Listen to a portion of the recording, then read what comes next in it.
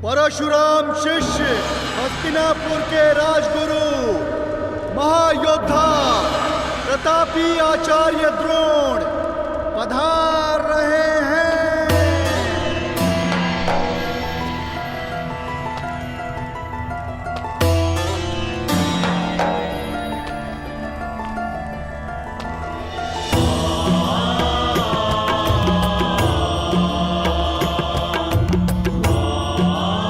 हस्तिनापुर नरेश महाराज धृतराष्ट्र की जय हो। आपके स्वर से लगता है कि रंगभूमि कुमारों के प्रदर्शन के लिए तैयार है। जी महाराज, 105 योद्धा हस्तिनापुर के आकाश में अपने शस्त्र बल का तेज फैलाने के लिए प्रस्तुत है। और इतना नहीं महाराज, हस्तिनापुर की जनता अपने राजकुमारों के स्वागत के लिए आतुर है, प्रतीक्षा कर रहे हैं कि वे कब आएंगे। समय आ गया है जब मेरे पुत्र अपनी योग्यता का प्रदर्शन करेंगे। समय की चाल में आहट नहीं होती महाराज, किंतु वेग की भांति वो चलता है। कल की ही बात लगती है कि नन्हे कौरव और पांडव इसी महल के आंगन में उद्दंडता करते फिरते थे और आज शक्ति का प्रदर्शन करने के लिए प्रस्तुत हैं। भाग्यशाली है भीष्म जो अपने पुत्रों का ये रूपांतरण देख सकता है। सौभाग्यशाली तो हस्तिनापुर है ताचरी, जिसे आपकी छत्र छाया मिली।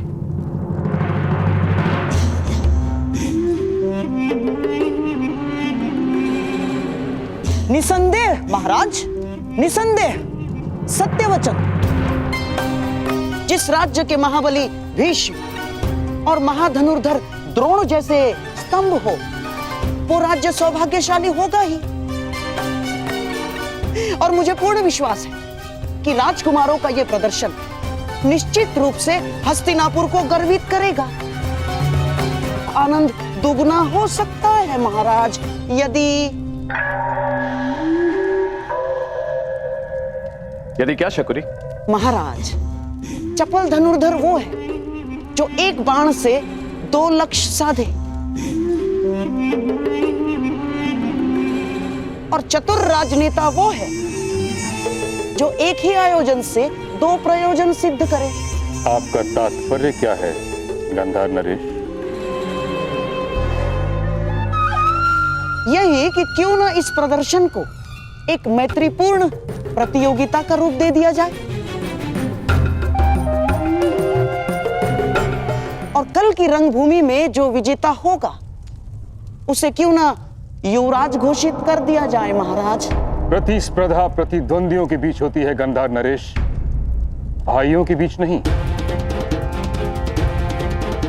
इस प्रदर्शन का लक्ष्य है राजकुमारों की क्षमता को परखना, युवराज का चयन नहीं। मैं तो केवल एक सुझाव दे रहा था महामहिम, और यदि मैं भूल नहीं रहा, यदि मुझे विस्मरण नहीं हुआ है, तो स्वयं आपने ही महाराज को वचन दिया था। जिस दिन दोनों राजकुमारों ने सामर्थ्य और ज्ञान प्राप्त कर लिया, उस दिन होगी प्रतिस्पर्धा और उनकी क्षमता के आधार पर हस्तिनापुर अपना नया राजा नियुक्त करेगा। अब जब महागुरु द्रोण ने घोषणा कर ही दी है कि 105 राजकुमारों का प्रशिक्षण पूर्ण हो गया है, तो क्यों हस्तिनापुर को युवराज सुख से वंचित रखा जाए? इस राजसभा को अगले सम्राट के दर्शन क्यों न कराए जाए? ना, फिर भी ये एक केवल सुझाव मात्र है, सुझाव मात्र। यदि महाराज धृतराष्ट्र इस प्रतियोगिता को अनुमति दे तो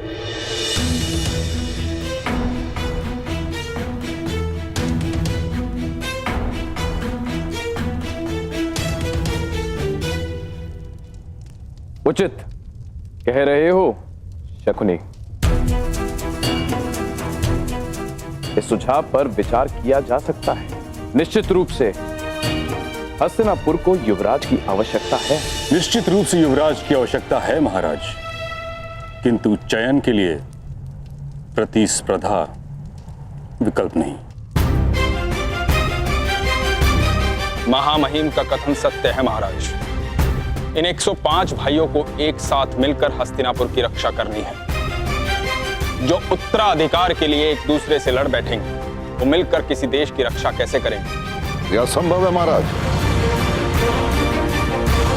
ये रंगभूमि 105 भाइयों के कौशल का प्रदर्शन स्थल है, उत्तराधिकारियों के मध्य।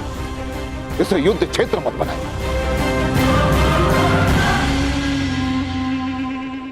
यदि रंगभूमि के इस आयोजन से युवराज के चयन का प्रयोजन सिद्ध होता है तो इसमें खोट क्या है आचार्य? खोट केवल इतना है गंधार नरेश कि कहीं भाइयों के बीच का खेल रक्त रंजित स्पर्धा में न बदल जाए।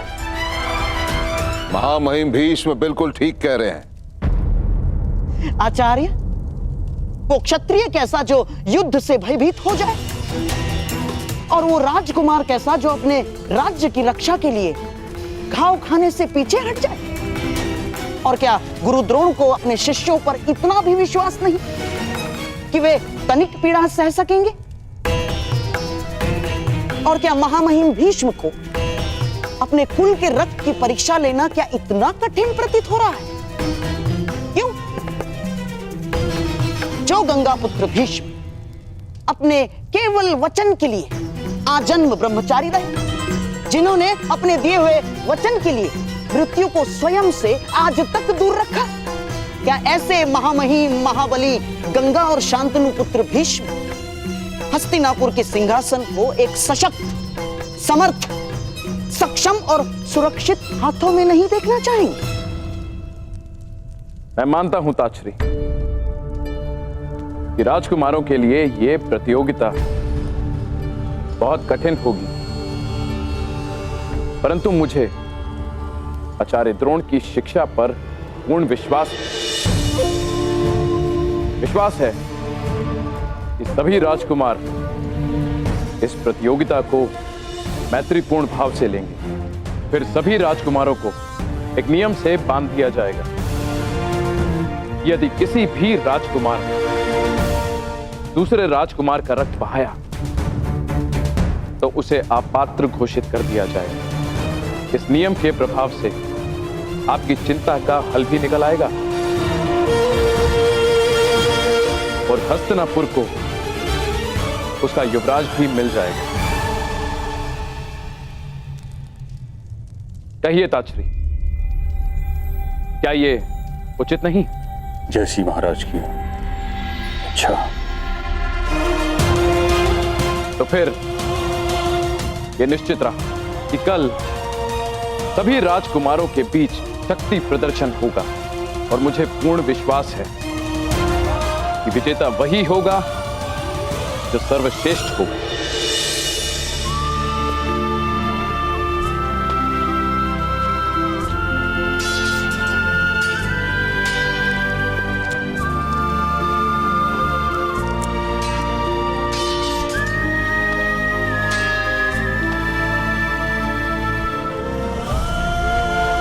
सावधान प्रहार, मेरे प्रहार का सामना करो।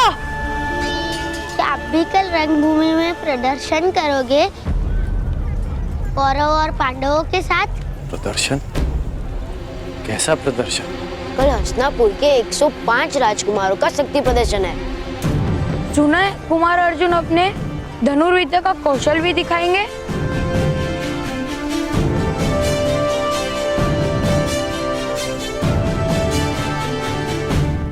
कल की प्रतियोगिता में कौन किसके साथ द्वंद्व करेगा यह निश्चय आप करेंगे। प्रतियोगिता पक्षपात रहित होनी चाहिए महामहिम। आप आचार्य द्रोण पर संदेह कर रहे हैं गंधार नरेश। नहीं महामहिम, कदापि नहीं। मैं तो केवल मानवीय निर्बलता की बात कर रहा हूं। कितना भी प्रयास कर लीजिए, घुटना पेट की ओर ही मुड़ता है और ना चाहते हुए भी एक माता अपने पुत्र के पक्ष में ही बोलती है महामहिम।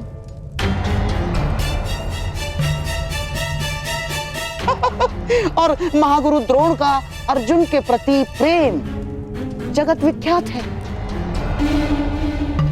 वो तो पहले ही घोषणा कर चुके हैं कि इस संसार का सर्वश्रेष्ठ योद्धा अर्जुन ही है। बस कीजिए गांधा नरेश शकुनी, आप द्रोण के न्याय भाव पर आक्षेप लगा रहे हैं जो उचित नहीं है। नहीं आचार्य, नहीं, मैं तो वो कह रहा हूं जो कल सारा हस्तिनापुर कहेगा। तो आप चाहते क्या हैं? मैं तो केवल महाराज को यह निवेदन करना चाहता हूं कि द्वंद्व के प्रतियोगियों का निर्णय कोई मनुष्य ना करे। तो फिर कौन करेगा शकुनी? वो जिसमें पक्षपात का भाव ना हो।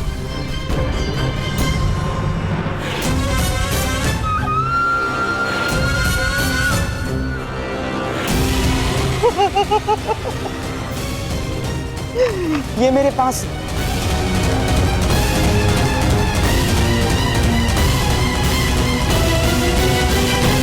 मैं भी कल रंगभूमि में जाकर कौरवों और पांडवों के बीच अपना प्रदर्शन करूंगा और ऐसे तलवारबाजी करूंगा। मूर्ख, अज्ञानी, हमारे जैसे छोटे लोगों को दिन में स्वप्न देखने का अधिकार नहीं है। ये रंगभूमि राजपुत्रों के लिए है, तुम्हारे लिए नहीं है पुत्र।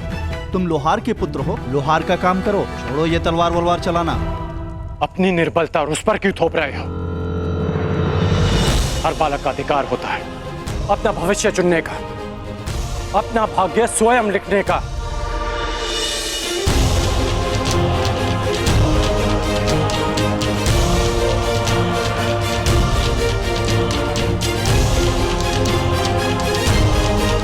छोटे मित्र,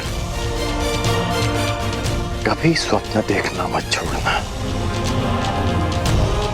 और उसे पूरा करने का परिश्रम करना भी मत छोड़ना। कौन से देश से आए हो मित्र? मनुष्य का भाग्य उसके जन्म से ही निश्चित हो जाता है, यही नीति है। यदि यही नीति है तो इस नीति को बदल दूंगा मैं।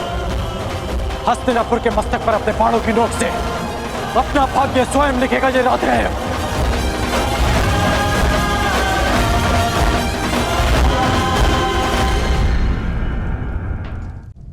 मैं महाराज से निवेदन करना चाहता हूं कि कौन किसके साथ द्वंद्व करेगा, किसका युद्ध किसके साथ होगा, इसका चयन मेरे पास ही करें।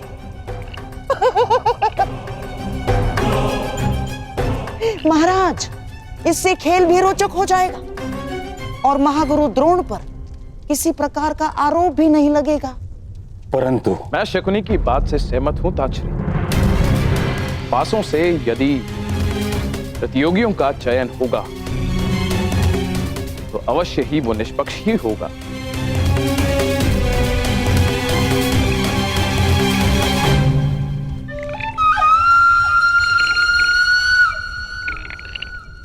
तो फिर यह निश्चित रहा, कल रंगभूमि में राजकुमारों के बीच प्रतिस्पर्धा होगी। किंतु स्मरण रहे कि प्रजा को कदापि यह ज्ञात नहीं होना चाहिए कि जीतने वाला हस्तिनापुर का युवराज होगा। प्रजा राजकुमारों के कौशल का आनंद उठाएगी और हम सब ये निर्णय करेंगे कि हस्तिनापुर का अगला युवराज कौन होगा, कौन होगा सर्वोत्तम योद्धा। यदि यही नीति है तो इस नीति को बदल दूंगा मैं। हस्तिनापुर के मस्तक पर अपने बाणों की नोक से अपना भाग्य स्वयं लिखेगा ये रात है।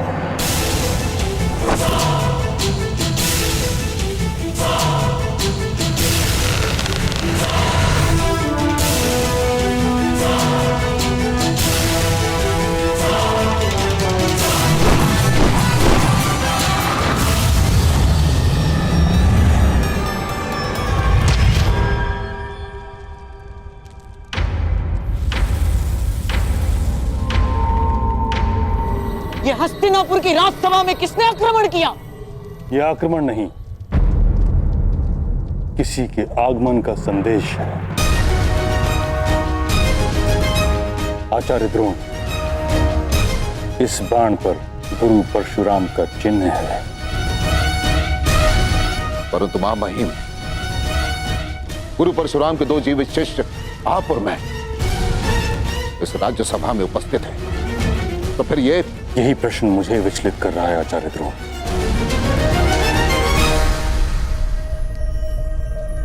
गुरु परशुराम का ये तीसरा शिष्य कौन है?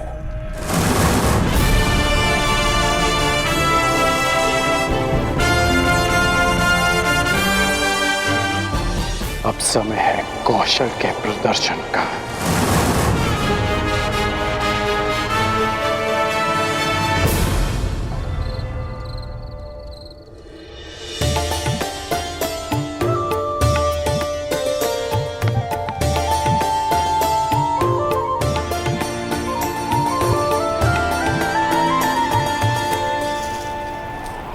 राधा, सूर्यास्त होने को है और वायु की गति भीषण होती जा रही है। लगता है चक्रवात आने वाला है। भोजन पक गया या नहीं? बस हो गया।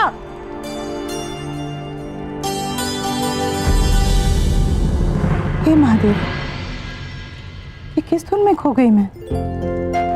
2 प्राणी के लिए इतना अधिक भोजन बना लिया।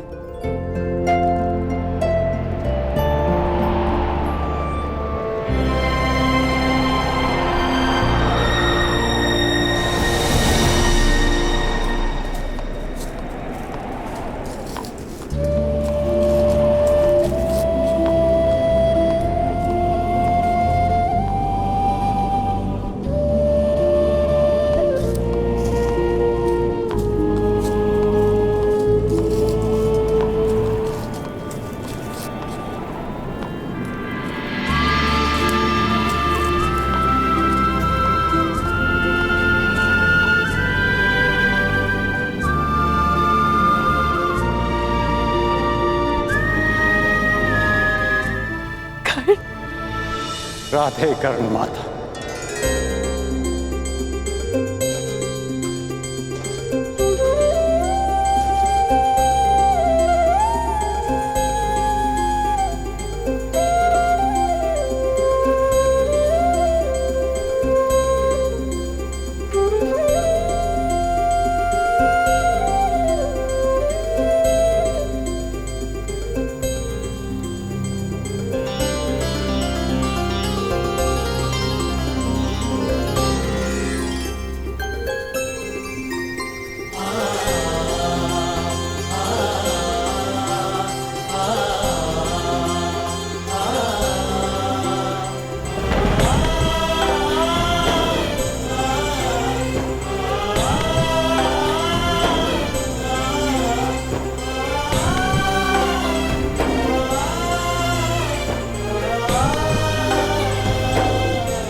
तुम आ गए पुत्र।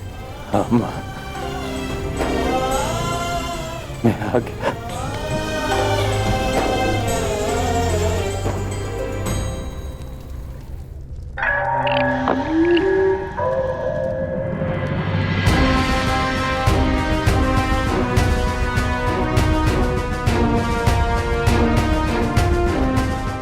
आइए गुरुपुत्र अश्वत्थामा, हमारे कक्ष में आपका स्वागत है। आप मुझसे यहाँ क्यों मिलना चाहते थे? क्योंकि इस कक्ष के अतिरिक्त हर कहीं 100 आंखें और 100 कान हैं। आंखें महामहिम भीष्म की और कान तुम्हारे पिता के।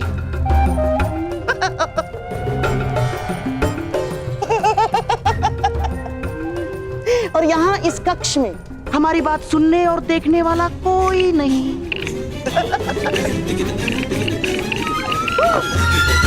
कैसी बात? यही कि कल की रंगभूमि में आप किसे विजयी होते हुए देखना चाहते हैं? मेरे होने वाले सम्राट राजकुमार दुर्योधन को या आपके पिता के प्रिय शिष्य उस अर्जुन को? उत्तर आप अच्छी तरह से जानते हैं गांधार नरेश। अर्जुन, अर्जुन वो शूल है जिसे मेरे पिताश्री ने स्वयं अपने हाथों से मेरे वक्ष में घोंप दिया। पिताश्री ने सदैव उसे अधिक प्रेम दिया, जन्म मुझे दिया, परंतु एक पिता की धरोहर, अपना सारा ज्ञान उसे सौंप दिया। निश्चित रूप से अश्वत्थामा उस अर्जुन की पराजय देखना चाहता है। कल की स्पर्धा में कुमार दुर्योधन ही विजयी होने चाहिए। जिन लोगों के शत्रु एक हों, उन्हें आपस में मित्रता कर लेनी चाहिए अश्वत्थामा।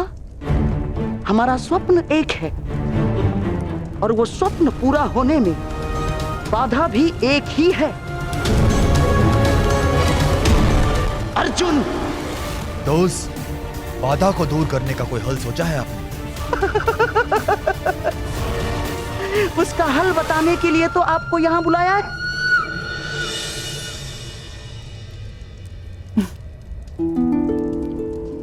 क्यों? आश्रम में भरपेट भोजन नहीं मिलता था? मिलता था, परंतु उसमें माता के हाथ का स्वाद नहीं था।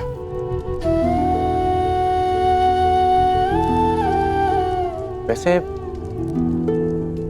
आपको किसने सूचना दी मेरे यहाँ आने की कि आपने ये भोजन तैयार रखा? क्यों?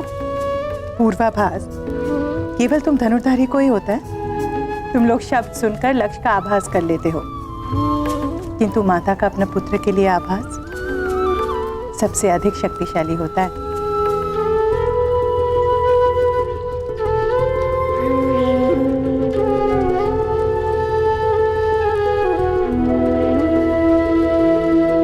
माता जानती है कब उसका पुत्र आने वाला है और कब जाने वाला है।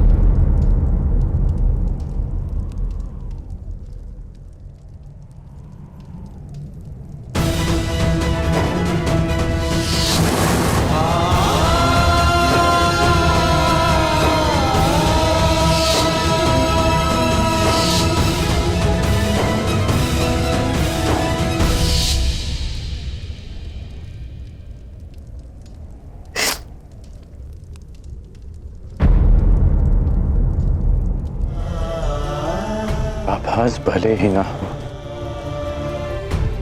एक भाई की जाने की पीड़ा एक भाई को भी कम नहीं होती मां।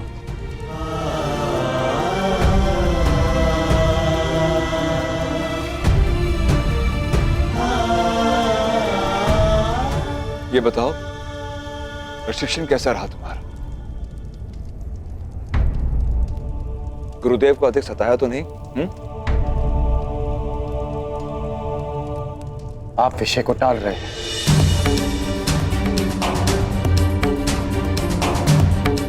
जीवन है कर्ण, अप्रत्याशित घटनाएं घटती है, परंतु जीवन रुकता नहीं।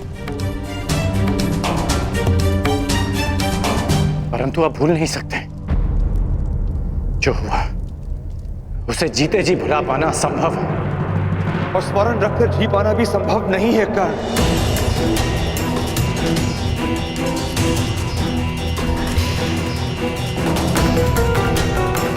वो क्षत्रिय हैं, राजकुल के लोग हैं, उनके पास बल है, अधिकार है। हम छोटे लोग हैं कर्ण, ना हमारे पास विरोध का बल है, ना ही प्रतिकार का अधिकार। और उनके पापों का दंड ईश्वर देगा उन्हें। भगवान, ईश्वर, विधाता, कब तक न्याय पाने के लिए उनके सहारे बैठे रहेंगे आप लोग? न्याय मांगा नहीं जाता, उसे छीन लिया जाता है। माता, आप तो वासुदेव कृष्ण को भी ईश्वर का रूप मानती हैं ना? तो आप लोगों ने सुना ही होगा कि किस प्रकार वो यदुवंशियों के मध्य समानता का संदेश दे रहे हैं। उनके लिए सब समान है। जो काम वो यदुवंशियों में कर रहे हैं, वही काम हमें हस्तिनापुर में करना होगा। सबकी समानता, सबके लिए न्याय। बस कर्ण,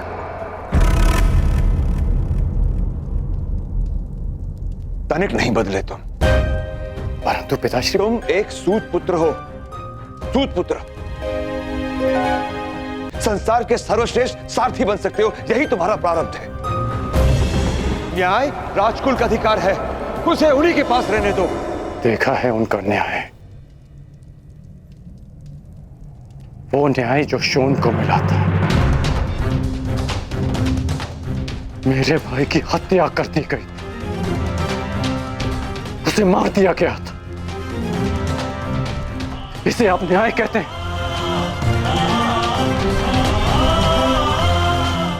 न्याय और सत्य से भागते हैं आप लोग। इसलिए नहीं कि आप लड़ नहीं सकते, बल्कि इसलिए कि आप लड़ना ही नहीं चाहते।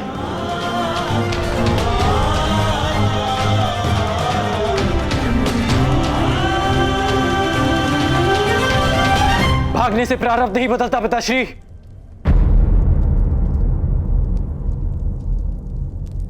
आपका राधे नहीं भागेगा माता, नहीं भागेगा।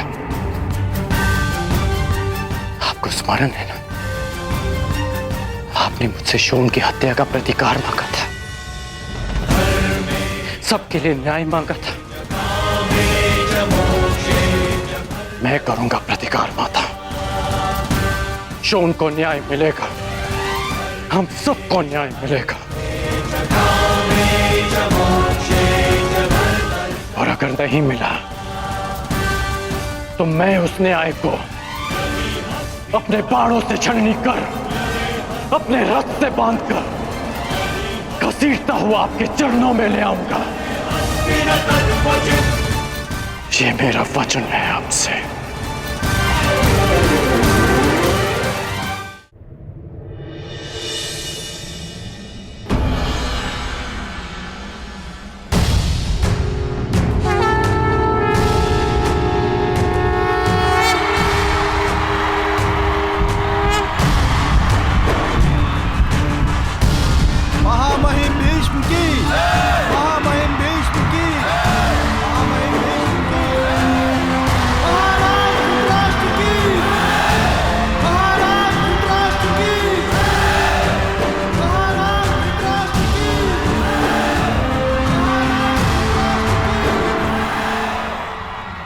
हस्तिनापुर के सभी निवासियों का इस रंगभूमि में स्वागत है। आज हस्तिनापुर के 105 राजकुमार अपने प्रशिक्षण का प्रदर्शन करेंगे, जिसके पश्चात आप सबको विश्वास हो जाएगा कि आने वाले कई दशकों तक हस्तिनापुर सुरक्षित रहेगा। हर युद्ध से, हर आक्रमण से हस्तिनापुर की ओर कोई चुनौती नहीं दे पाएगा। यद्यपि हस्तिनापुर का कोई शत्रु अस्तित्व में नहीं है, और यदि है तो यह उसको चुनौती है कि भीष्म के साथ साथ हस्तिनापुर में 105 योद्धा उपस्थित हैं उसकी सुरक्षा के लिए। ताक्षरी इतना समय क्यों लगा रहे हैं विदुर? स्पर्धा प्रारंभ क्यों नहीं कर रहे? अब प्रतीक्षा नहीं होती। मैं दुर्योधन, मैं जानना चाहता हूं कि अब मेरा उत्तराधिकारी कौन बनेगा। हमारा सौभाग्य है कि हमारे समक्ष गुरु द्रोण उपस्थित हैं, जिन्होंने अपने शिष्यों को पाषाण खंडों से निखारकर रत्न बनाया। वो स्वयं अपने शिष्यों का परिचय दें। हस्तिनापुर के वासियों, मैं आज बहुत संतुष्ट हूं। मां महिम भीष्म ने मुझे 105 दीपक सौंपे थे, और आज वो दीपक सूर्य के भांति चमकेंगे और हस्तिनापुर के आकाश को प्रकाशित करेंगे। अब आपके समक्ष वो प्रस्तुत होंगे जो उन 105 राजकुमारों में सबसे ज्येष्ठ हैं, धर्म और कर्म में चित, युद्ध में स्थिर कुमार युधिष्ठिर। युधिष्ठिर, युधिष्ठिर, कुमार युधिष्ठिर की, कुमार युधिष्ठिर की, कुमार युधिष्ठिर की।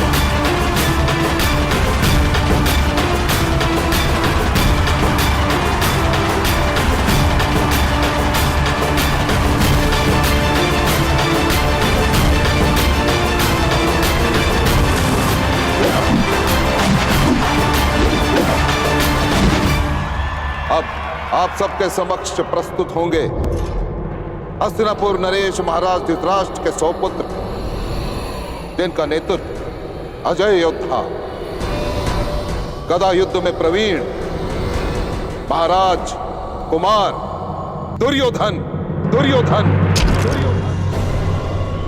कुमार दुर्योधन की, कुमार दुर्योधन की, कुमार दुर्योधन की, कुमार दुर्योधन की, कुमार दुर्योधन की।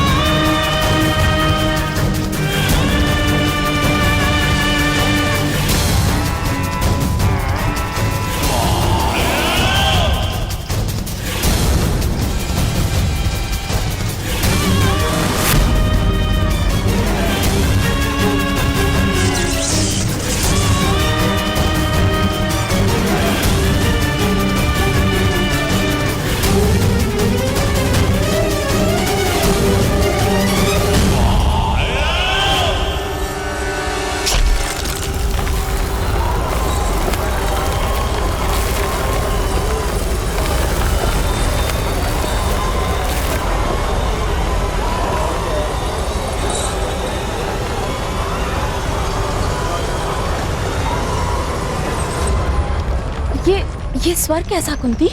पुत्र दुर्योधन ने अपने गदा के प्रहार से भूमि पर गहरी दरार डाली है दीदी।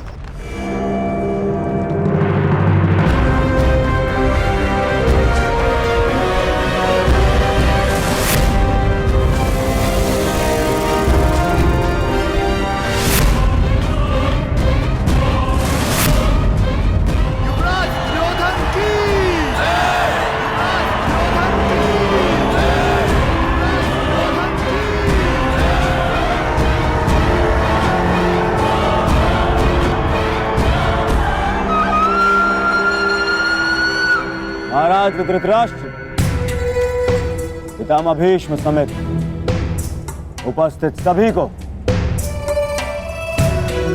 दुर्योधन का प्रणाम।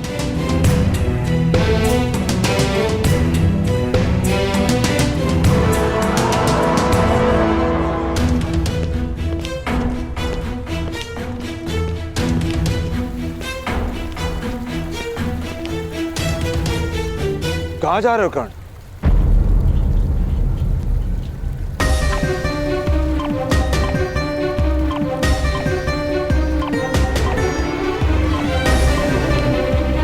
उत्तर आप जानते हैं,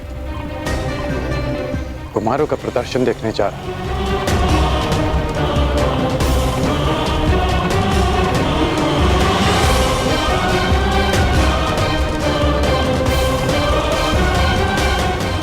धनुष को साथ लेकर तुम कहीं नहीं जा रहे हो।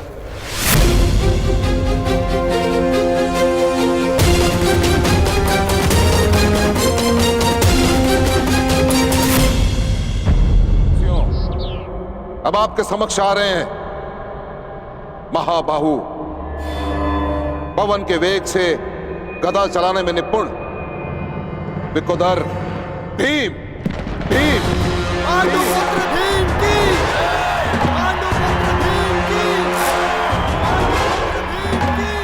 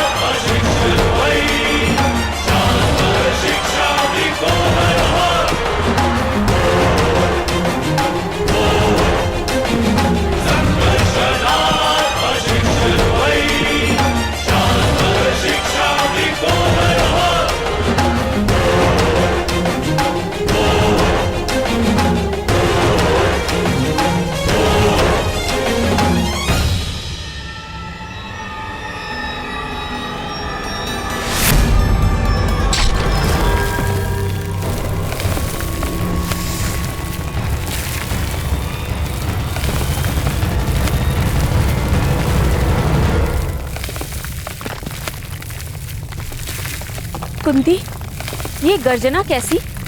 पुत्र भीम ने दुर्योधन की बनाई दरार को अपने बल से भर दिया है।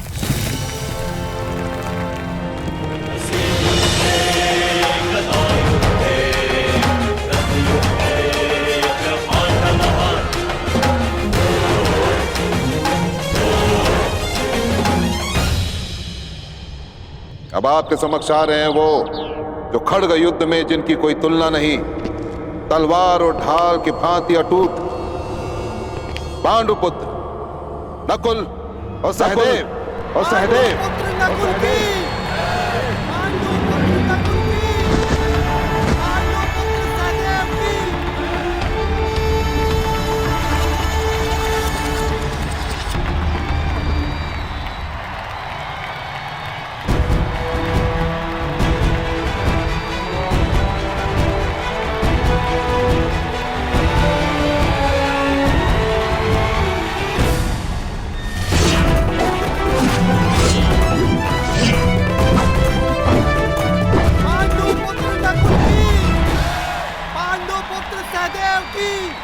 और अंत में हस्तिनापुर वासी स्वागत करें उस योद्धा का जिसके धनुष्य के प्रत्यंचा में मेघों की गर्जन है,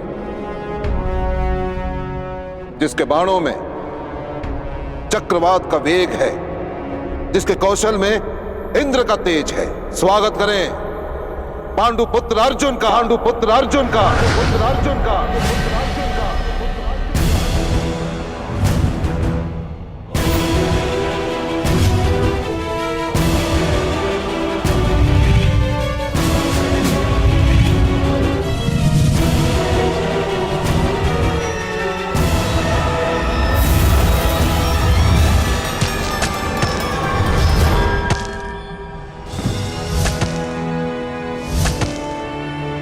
कुमार अर्जुन की, कुमार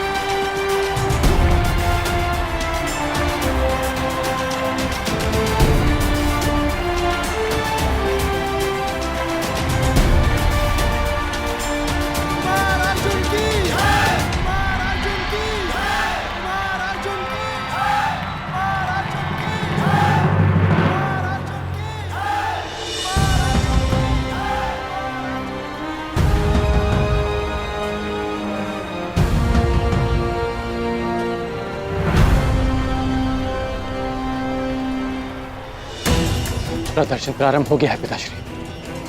अपने पुत्र को जाने की आज्ञा दीजिए। अपने पुत्र को जाने की आज्ञा दे देता ही अधिरथ, परंतु अपने कुल की सीमा भूल चुके एक मूर्ख को आज्ञा नहीं दूंगा। अब भी समय है कर्ण, क्षत्रियों के साथ अपनी तुलना करना बंद कर दो। जिनके बीच हम बैठ नहीं सकते उन्हें ललकारने का स्वप्न देखना बंद कर दो। यदि तुम वहां पर गए और कुछ कर बैठे तो क्या अनर्थ होगा उसकी कल्पना तक नहीं कर सकते तुम।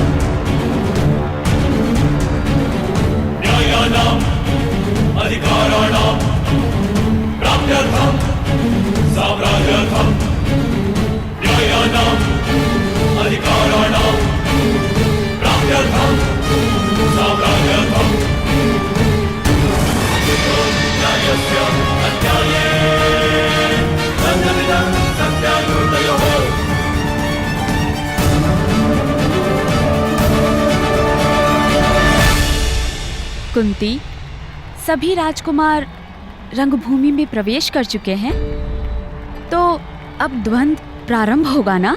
परंतु मैं इस विषय में ज्येष्ठ पिताश्री के मत का समर्थन करती हूँ। भाइयों में द्वंद्व नहीं होना चाहिए दीदी। द्वंद्व भाइयों में नहीं, सिंहासन के उत्तराधिकारियों में होगा कुंती।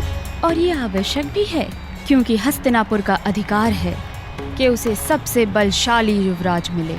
युवराज होने वाला राजा होता है गांधारी दीदी। उसे बलशाली होने के साथ साथ न्यायप्रिय, धर्मवान और शांत भी होना चाहिए। अब इसका निर्णय तो द्वंद्व करेगा, हमारी बातें नहीं।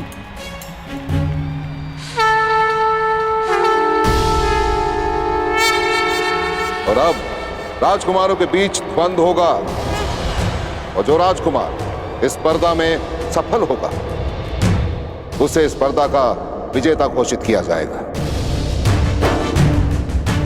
और यह द्वंद्व किस किस के मध्य होगा, इसका चयन पासों के आधार पर होगा।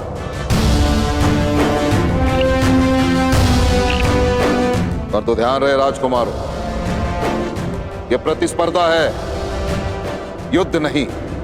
यदि किसी प्रतियोगी के प्रहार से किसी भी प्रतिद्वंदी का रक्त बहा तो उसी क्षण उस राजकुमार को स्पर्धा से अयोग्य घोषित कर दिया जाएगा। अब कुरुवंश के ये 105 राजकुमार परस्पर द्वंद्व में अपना अपना कौशल दिखाएंगे, और इनमें से चुने गए 5 योद्धा अगले चरण में द्वंद्व करेंगे। वहां से फेंकिए गांधार राज।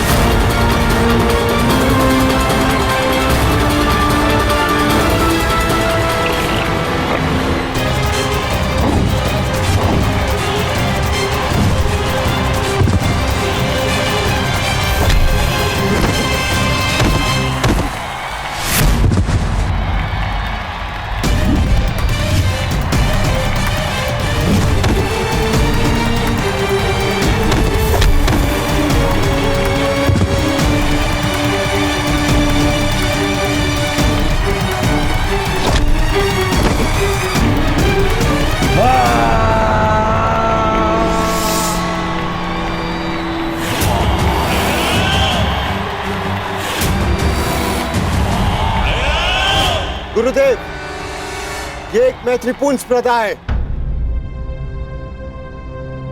दुर्योधन का प्रहार घातक सिद्ध हो सकता था। हुआ तो नहीं ना भ्राताश्री। नियम अनुसार यदि रक्त बहता तो मैं अयोग्य सिद्ध होता। दिखाइए कहां है रक्त।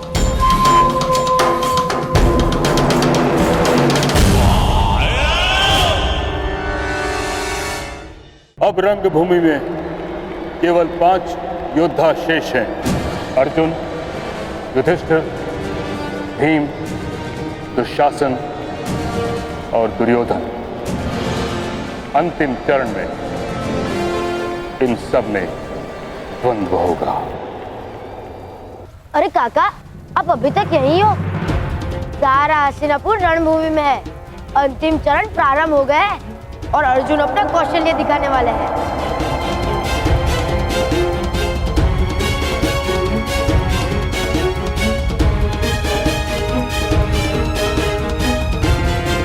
हम कहीं नहीं गए।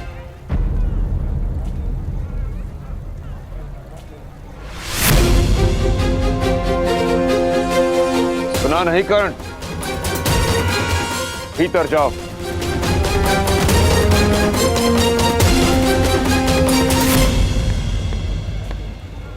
इसे अपना भाग्य स्वयं चुनने दीजिए आर्य। राधा, पुत्र मुंह में इतनी अंधी हो गई हो कि अपने पुत्र के प्राण का मोह नहीं बचा। उसे रोकने के स्थान पर उसे उकसा रही हो तुम। जिस न्याय के लिए इसने प्रशिक्षण लिया उसे पाने, उसे जाने दीजिए आर्य। कोई कहीं नहीं जाएगा। भीतर चलो।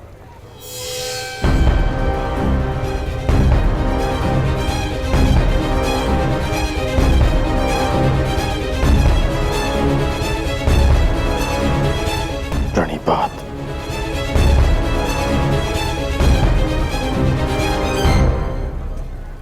यदि जाना ही था तो आज्ञा लेने का ढोंग क्यों किया?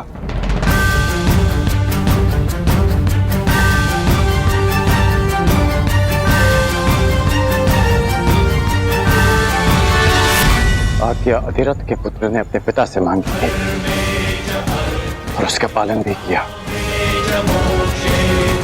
और जा परशुराम का शिष्य रहा,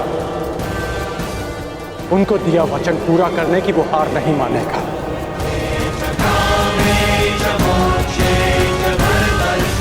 आपने सूत पुत्र कर्ण को रोका था, परंतु परशुराम शिष्य राधेय को आज्ञा मिल चुकी है।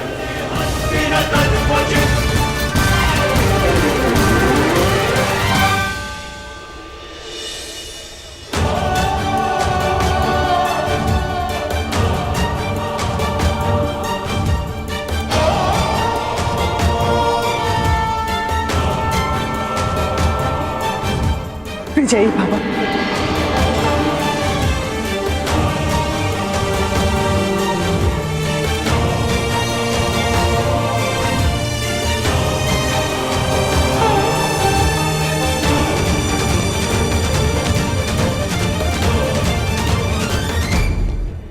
शेष बचे 5 राजकुमारों के बीच अंतिम चरण का युद्ध होगा। क्रमांक के आधार पर पहला क्रमांक मिलता है युधिष्ठिर को, दूसरा दुर्योधन को, तीसरा अर्जुन को, चौथा दुशासन को और 5वां भीम को। पासे फेंकिए गांधार राज।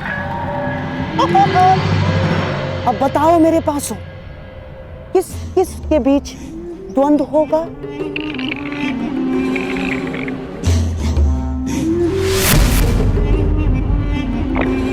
क्रमांक 2 यानी राजकुमार दुर्योधन।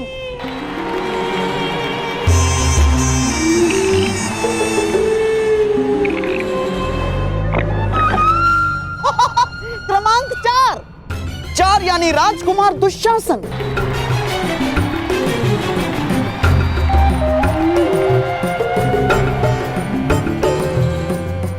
लीजिए आचार्य, हो गया अंतिम चरण के पहले द्वंद्व का चयन। राजकुमार दुशासन के साथ राजकुमार दुर्योधन की स्पर्धा होगी। ये पासे भेदभाव नहीं करते, ये भाई भाई का अंतर नहीं जानते आचार्य। द्वंद्व प्रारंभ हो। राजकुमार दुर्योधन की, राजकुमार दुर्योधन की।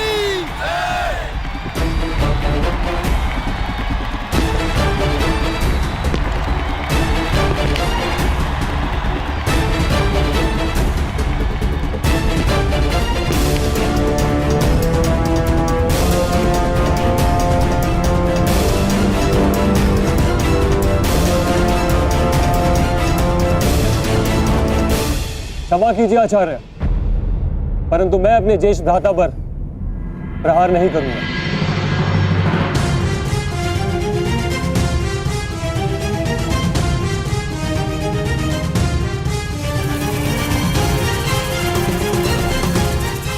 मैं दुशासन अपनी हार स्वीकार करता हूं।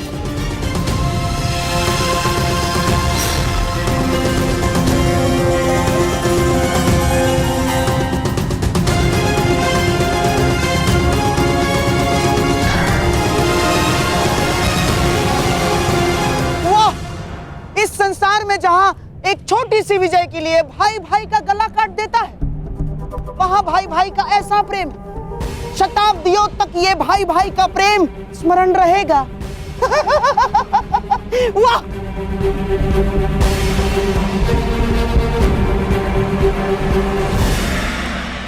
अरे देखो देखो, ये तो वही योद्धा है जो हमें कल मिला था। मुझे छोटा मित्र कहता है। इसने कल आकाश में इतना ऊंचा बाण चलाया, इतना ऊंचा बाण चलाया कि हम देख ही नहीं पाए। ये अवश्य स्पर्धा में भाग लेगा। मित्र, आप अवश्य विजय होंगे। वचन दीजिए हमें, आप विजय होंगे। इससे वचन पूर्ति की आशा मत करो बालक, क्योंकि अपने दिए वचन भूल जाने का रोग है इसे।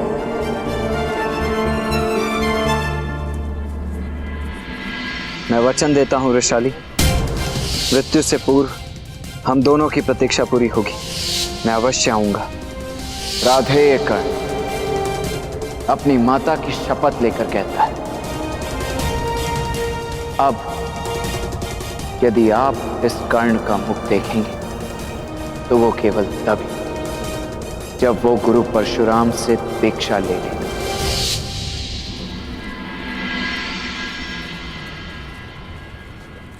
मुझे अपने सारे वचन स्मरण है, जो पूरे कर पाया वो भी, जो अभी पूरे करने हैं वो भी स्मरण है। माटी से सना मेरी मित्र का वो मैला हाथ जो उसने मुझे नहीं सौंपा, स्वयं मेरे लिए। मैं कर्ण के लिए बंधन नहीं बन सकती, उसके जीवन का सबसे बड़ा दुख नहीं बन सकती मैं। मुझे क्षमा कर दीजिएगा माता।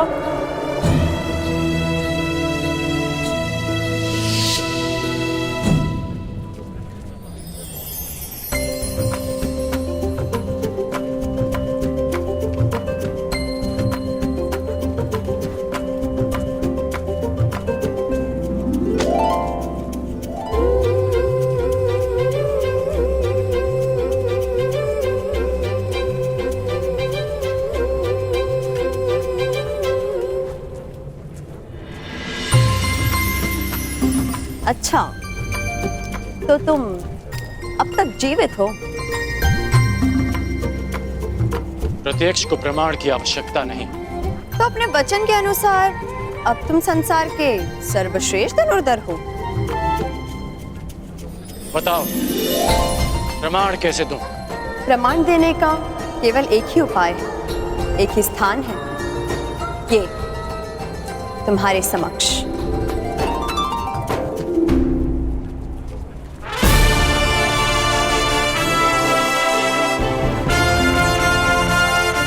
आपने वचन दिया था भ्राता कर्ण, जब तक समाज में परिवर्तन नहीं लाएंगे शांत नहीं बैठेंगे और जब तक समाज में परिवर्तन नहीं आएगा तब तक आपके अनुज को शांति नहीं मिलेगी।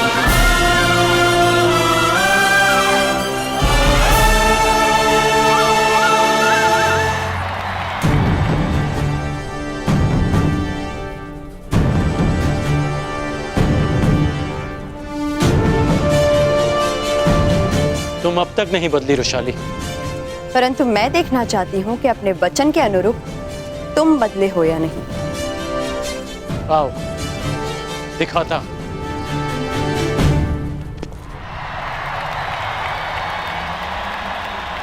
अब बताओ मेरे पासों, अब किस किस के बीच द्वंद्व होगा?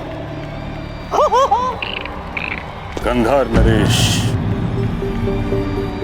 ये तो निश्चित है कि आपके पासे सही चयन कर रहे।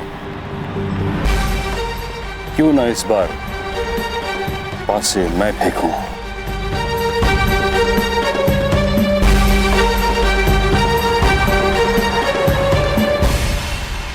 हाँ हाँ महामहिम, क्यों नहीं।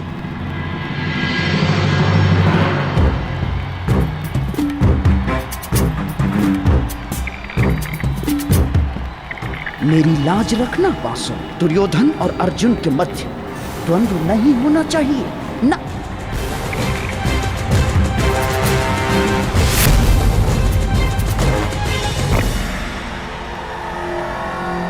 क्रमांक 2। राजकुमार दुर्योधन की, राजकुमार दुर्योधन की।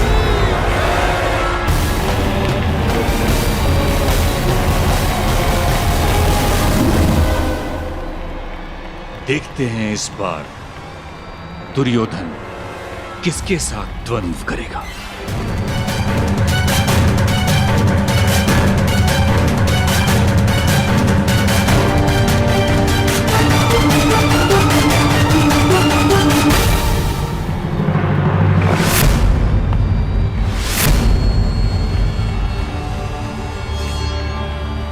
तीन नहीं, 5 मेरे प्रिय पासों, 5।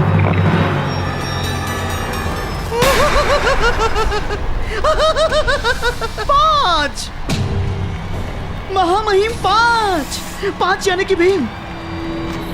अब भीम और दुर्योधन के मध्य द्वंद्व होगा महामहिम। पांडुपुत्र भीम की, पांडुपुत्र भीम की।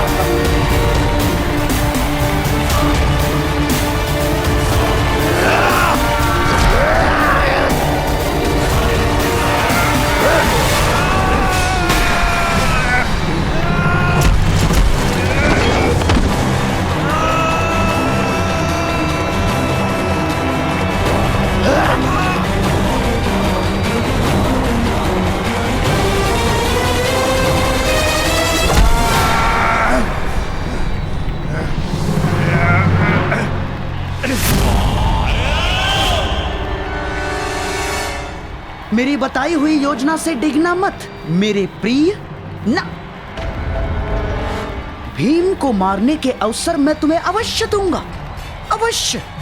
किंतु इस समय मेरी बताई हुई बात पर टिके रहना तुम।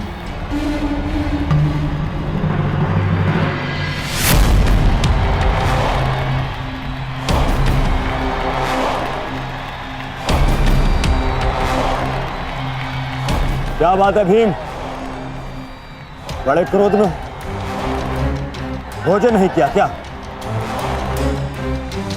तुम्हें धूल चटाने के बाद ही मैं भोजन करूंगा दुर्योधन। इतना क्रोध ठीक बात नहीं है पांडव पुत्र, या कहूं पवन पुत्र।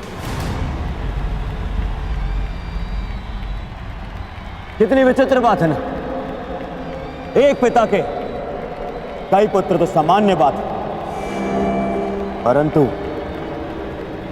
एक पुत्र के दो पिता।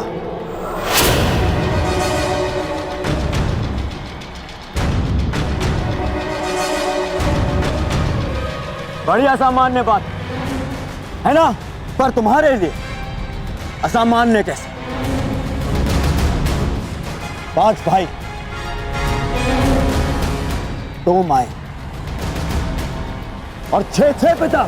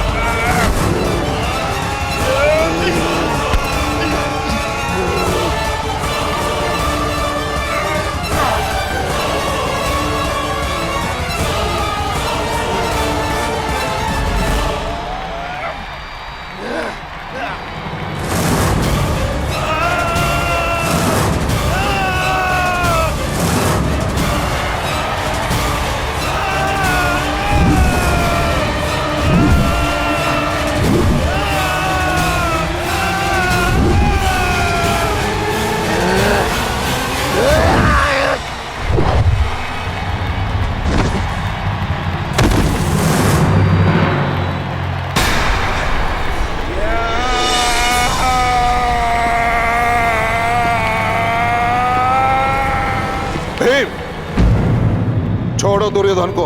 नहीं गुरुदेव, आज नहीं। तुमने इसका रक्त बहाया है भीम, अब तुम इस स्पर्धा के लिए पात्र नहीं हो।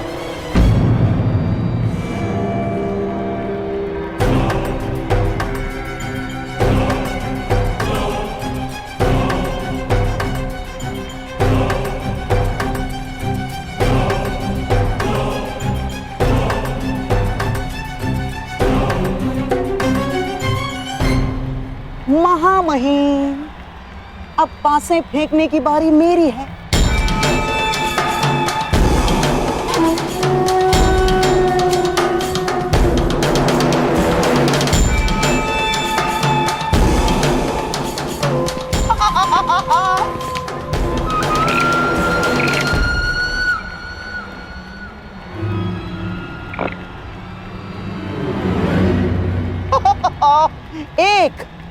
एक यानी राजकुमार युधिष्ठिर।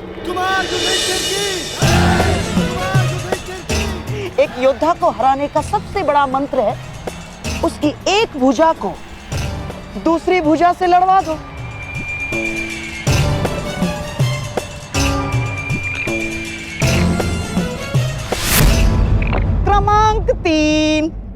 क्रमांक 3 यानी राजकुमार अर्जुन।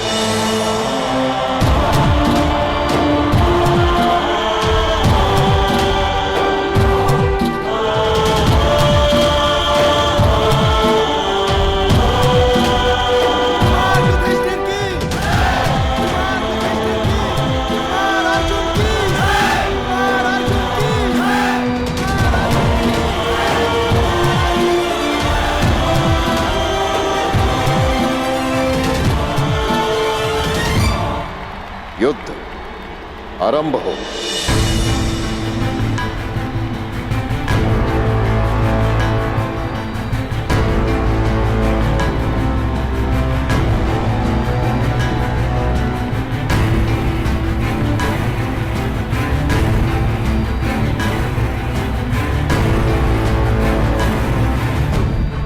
तो अपने सर्वश्रेष्ठ धनुर्धर होने का प्रमाण कब दोगे कर्ण? बस निमंत्रण मिल जाए। राजपुत्रों के प्रदर्शन में तुम्हें निमंत्रण कौन देगा कर्ण? आचार्य द्रोण, धनुर्धरों के महान गुरु आचार्य द्रोण। वो स्वयं मुझे निमंत्रण देंगे रोशाली। देखते हैं।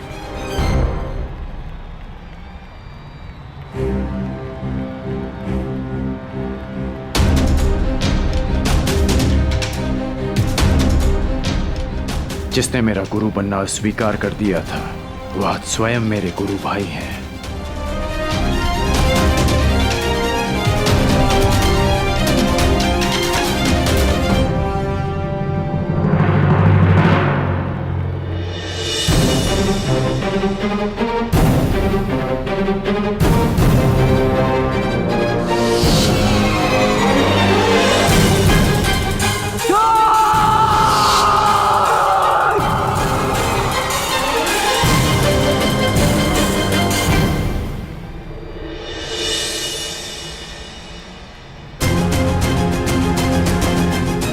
प्रारंभ करो अर्जुन। राधे कर्ण अपने सबसे बड़े प्रतिद्वंदी का कौशल देखना चाहता है।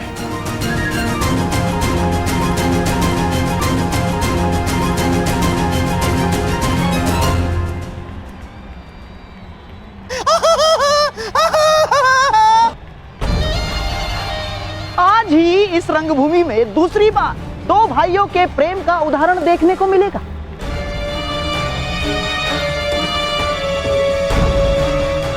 पहले दुशासन ने अपने भाई के विरुद्ध द्वंद्व अस्वीकार कर दिया, अब कदाचित अर्जुन भी वही करेगा।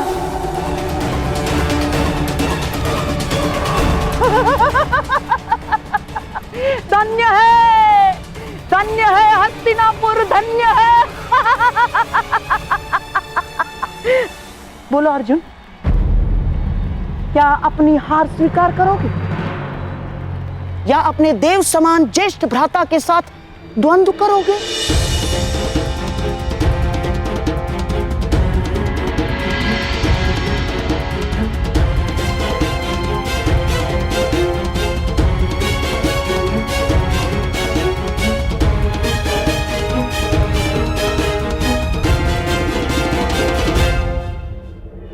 आगे बढ़ो अर्जुन, आक्रमण करो। मुझसे युद्ध करना इस समय तुम्हारा कर्तव्य है। इस समय तुम्हारे प्रहार मुझे आनंदित करेंगे, लज्जित नहीं। मैं आप पर आक्रमण कैसे कर सकता हूं ज्येष्ठ भ्राता?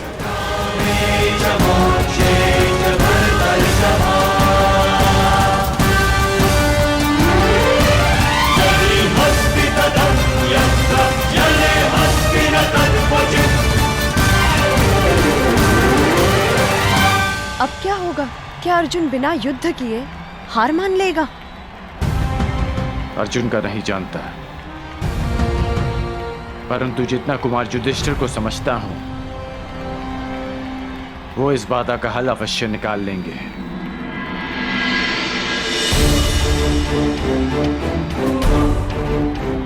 लगता है अंतिम चरण का अंतिम द्वंद्व ज्येष्ठ कुंती पुत्र और ज्येष्ठ गांधारी पुत्र में ही होने वाला है। क्षमा कीजिएगा मामाश्री, परंतु इस द्वंद्व का विजेता घोषित होना शेष है।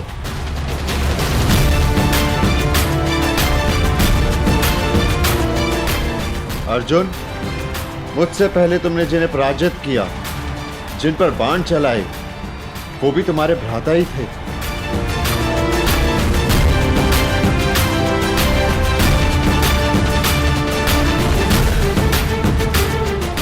अब मुझ पर प्रहार ना करके तुम मुझे लज्जित करोगे?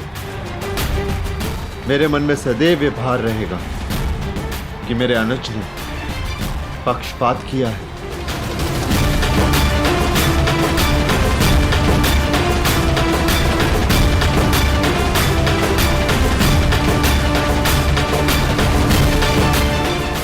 दीर्घायु रहो युधिष्ठिर, तुम अभी इतने स्थिर चित्त हो। तुम्हें अपने ज्येष्ठ भ्राता को मारने या घायल करने के लिए युद्ध नहीं करना है अर्जुन। तुम्हें अपने भ्राता को गर्वित करने के लिए युद्ध करना है। संसार को यह बताने के लिए युद्ध करना है कि तुम्हारे रहते तुम्हारे ज्येष्ठ भ्राता और हस्तिनापुर किसी भी शत्रु से सुरक्षित हैं।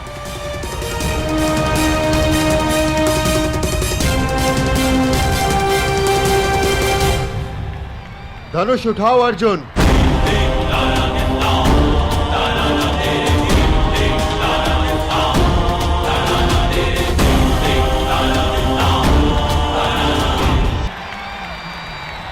धनुष उठाओ अर्जुन।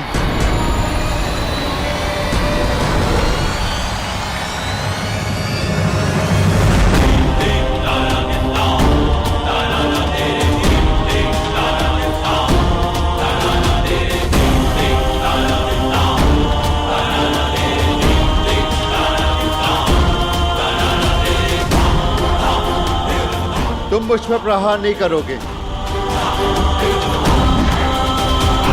परंतु मेरे प्रहारों से खुद को बचाओगे तो अवश्य।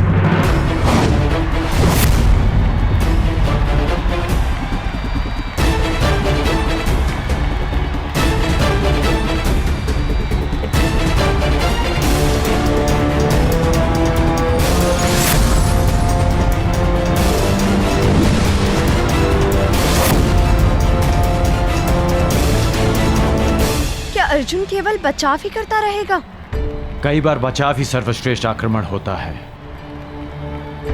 क्योंकि बचाव शत्रु के सारे अस्त्र समाप्त कर देता है, और जब शत्रु निहत्था हो जाए तो विजय निश्चित है।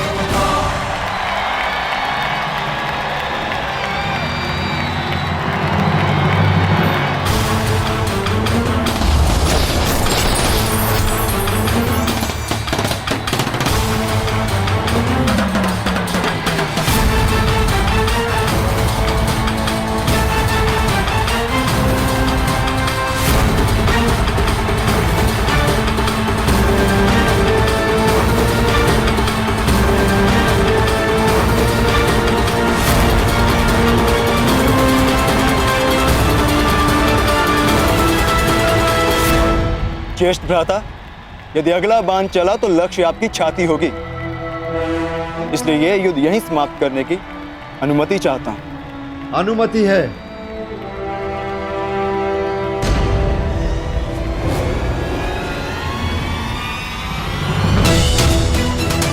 तुम्हारे हाथों मिली ये पराजय किसी भी विजय से अधिक गर्व देने वाली है।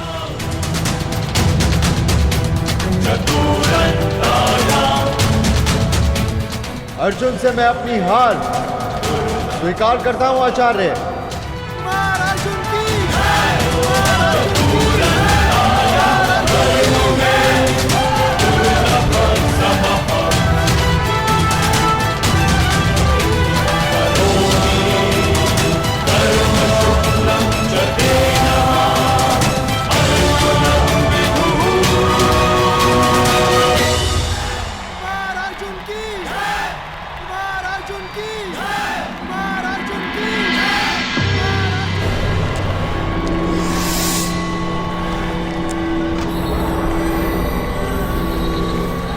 आपने तो कहा था कि एक भुजा को दूसरी भुजा से लड़वा दो, योद्धा समाप्त। परंतु यहां तो एक भुजा दूसरी भुजा को सहारा देके और प्रबल कर रही है। आप नहीं चाहते कि कुमार दुर्योधन और इस अर्जुन के मध्य में द्वंद्व।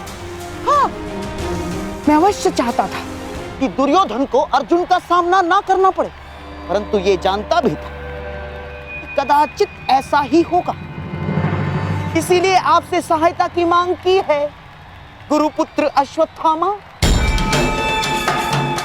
स्मरण है ना आपको क्या करना है? तो अब इस अर्जुन को अपने माया जाल के व्यू में फंसाने के लिए तैयार रहो अश्वत्थामा। अब इस रंगभूमि में ऐसी धूल उड़ेगी कि मेरे प्रिय होने वाले सम्राट के हाथों अर्जुन धूल चाटेगा।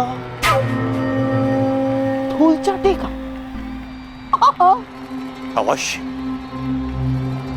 अवश्य ऐसा ही होगा, अवश्य ऐसा ही होगा।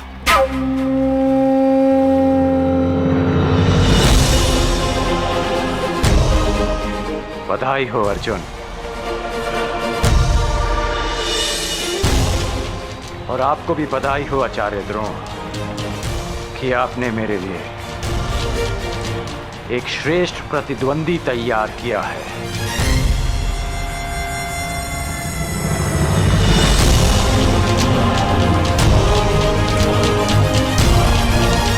अब समय है अंतिम द्वंद्व का,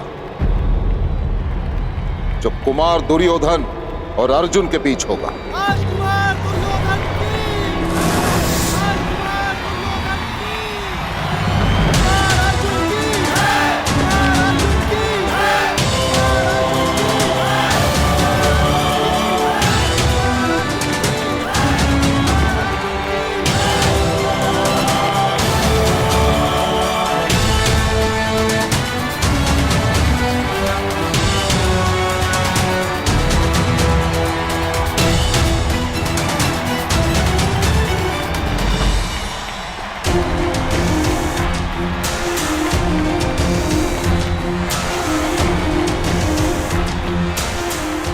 विजयी भव पुत्र दुर्योधन। अपने गुरु की शिक्षा की लाज रखना अर्जुन पुत्र।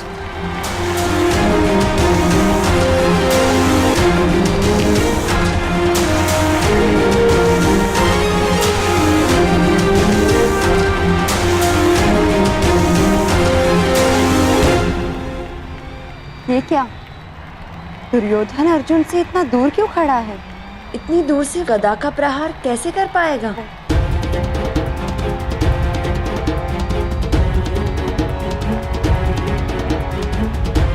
कुछ तो है। लगता है दुर्योधन युद्ध के लिए गदा नहीं, कोई और नीति प्रयुक्त करेगा।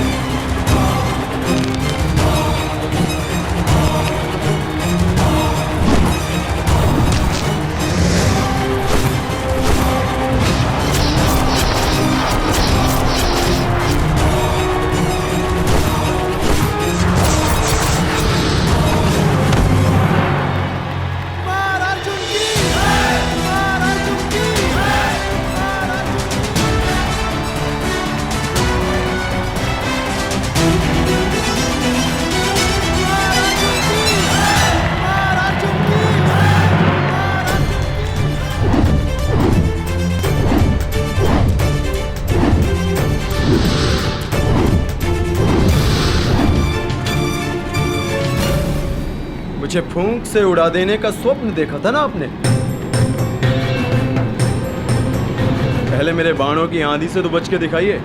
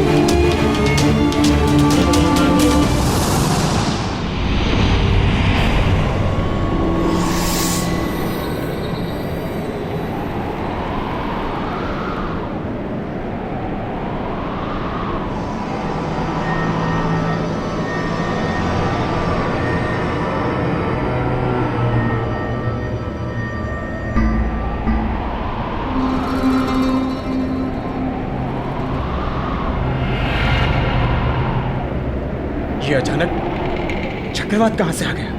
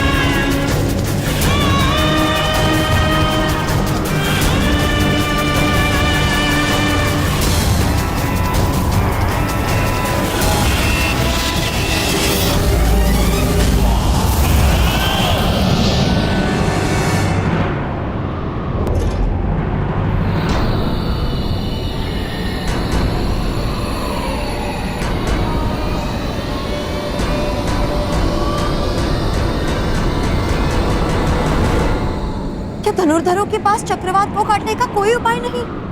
उपाय है शैलास्त्र, परंतु उसके लिए चक्रवात के भार होना होता है जो अर्जुन नहीं है, या फिर ध्यान स्थिर करना पड़ता है जो दुर्योधन अर्जुन को नहीं करने देगा। अर्थात विजय दुर्योधन की होगी। विजय तो अर्जुन की ही होगी, बस उसे शांत और स्थिर रहने की आवश्यकता है।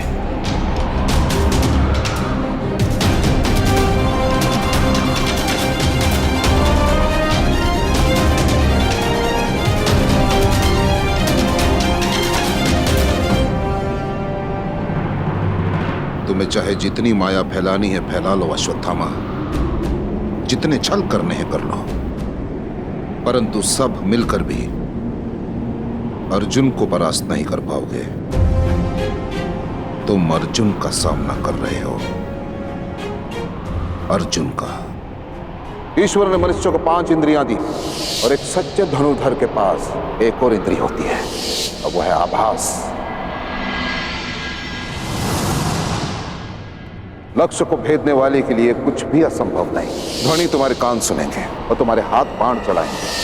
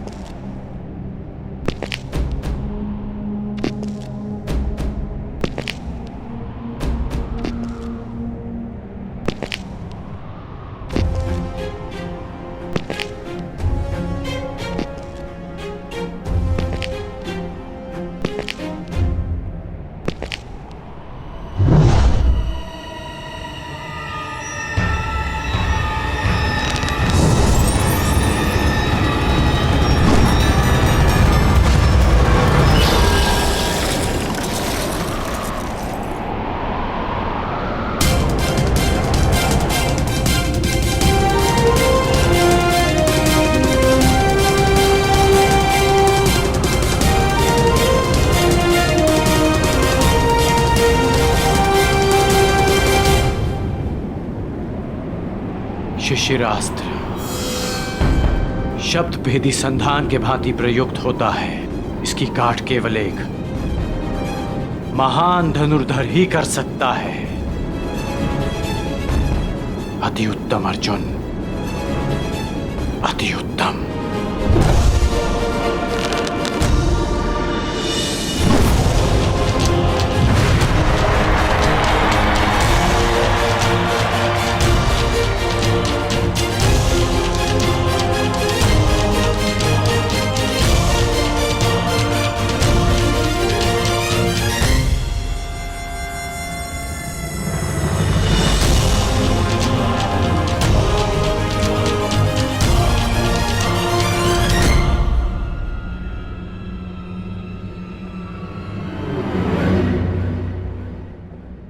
द्वंद्व में कौन जीता कुंती?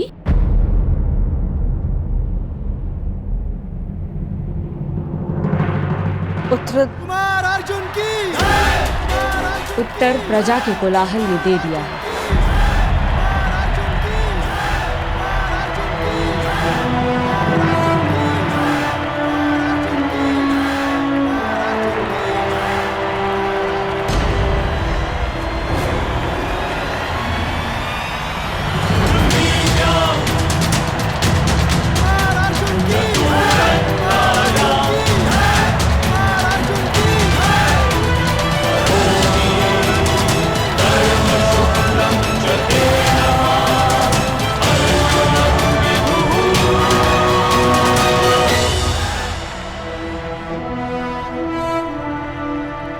दुर्योधन सुरक्षित तो है ना विदुर? हाँ महाराज, राजकुमार अर्जुन ने नियमों का पालन करते हुए राजकुमार दुर्योधन को परास्त किया है।